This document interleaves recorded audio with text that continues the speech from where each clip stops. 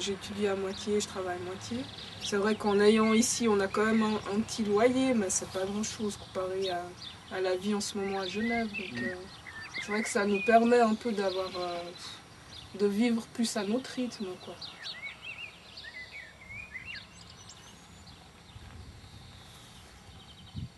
Donc à un moment donné, on avait toute la yourte qui était dans notre chambre, dans une petite chambre en pleine ville.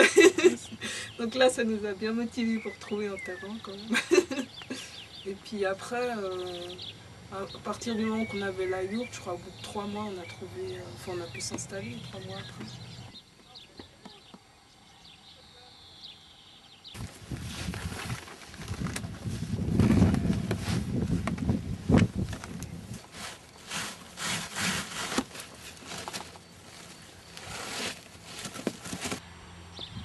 On essaie de s'intégrer ici, donc, mais ça fait pas très longtemps qu'on vit ici, donc on a commencé il y a 6 mois, c'est ça 8 mois. Pour moi, cette conviction de devoir faire, me rapprocher de la nature et tout ça, ça fait longtemps que je l'ai. Mais je savais pas comment l'appliquer en fait.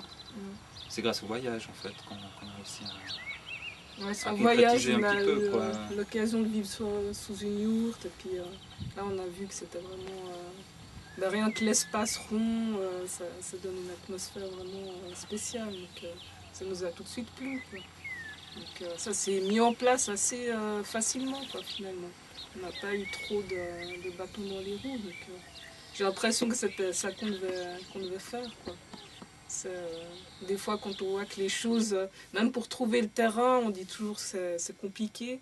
Puis là, ça a été assez rapide finalement. Ouais. Puis, aller chercher l'eau, voilà, c'est quand même un petit effort à faire, mais finalement, c'est pas si compliqué que ça, hein. On a un petit réservoir, 60 litres, et puis on le remplit de temps en temps. On utilise beaucoup moins d'eau, ça c'est sûr. On remarque, là, quand le réservoir commence à être vide, on fait attention à ce qu'on fait. Et puis, Ouais, par rapport aux économies, en fait, quand on va chez quelqu'un dans un appartement, ce qui est marrant, c'est qu'on va tout de suite réagir si la personne laisse le robinet couler. Quoi. Tout de suite, c'est choquant, quoi. C'est choquant. Tout de suite, ouais. On a aussi opté pour le gaz, on aurait pu opter pour cuisiner au feu de bois.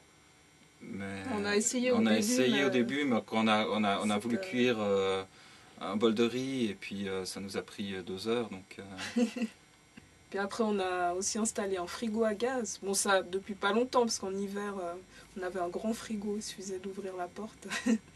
Puis, mais là, c'est agréable aussi en été quand même. Bon, souvent, il y a les trajets en ville, il faut quand même les faire, quoi. Mais, à vélo, et puis en hiver, quand même en bus. Parce que là, il y a eu un hiver bien rude. Et bon, de toute façon, à vélo, même on s'habitue maintenant. Au début, ça paraissait long, et puis maintenant, c'est devenu agréable, quoi. Rentrer le soir, des fois avec la pleine lune. C'est pas juste un essai, c'est vraiment à long terme qu'on a envie de vivre de cette manière. C'est une partie importante en vivant ici. Ça nous permet de faire un travail sur soi, quoi. On prend un peu du temps pour plus s'observer soi-même, ses réactions, justement face à la nature, les peurs qu'on peut avoir, parce que c'est quand même un milieu avec la yourte où on est très proche. Là, quand il y a eu des orages ou bien des tempêtes de vent, d'un coup on se sent tout petit, quoi. Puis on dort pas la nuit parce qu'il y a tout qui tremble. Donc c'est vrai que c'est tout un apprentissage de retrouver sa place en tant qu'être humain, quoi. Et ça, c'est vraiment merveilleux d'avoir l'occasion de le faire. La yourte en soi, le fond culturel de mongol, c'est nomade, quoi. Donc vivre dans un espace qui est depuis 2000 ans prévu pour nomadiser et qui n'est pas du dur, pousse à la réflexion, à rester nomade dans la tête, quoi.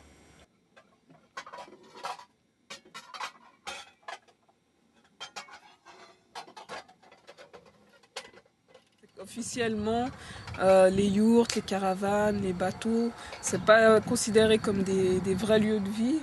Donc en Suisse, tu as le droit de vivre, je crois, 6 mois dedans seulement. Et bon, nous, on trouve dommage parce que là, on a tenu déjà les 6 mois qui soi-disant pose problème quoi, l'hiver, et ça a très bien été. Donc pour nous, c'est vraiment un mode de vie qu'on peut avoir toute l'année sans problème.